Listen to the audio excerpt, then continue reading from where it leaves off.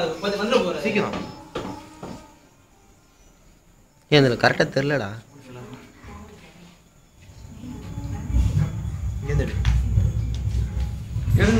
ஏன் மேல இருந்து ஃபோக்கஸ் பண்ணு. 1 hour கிட்ட ஆச்சு நான் செட் பண்ணலாம். 1 hour. அது லாக்கல முடிஞ்சிச்சு. இது முடிஞ்சிச்சு. டேய் சவுண்ட் ரெடியா இருக்கு சாப்பாடு. பண்ணிடா சாப்பிடு. அப்படியே சாப்பிட்டு டிஃபன் மைனட் ஏன் மைனட்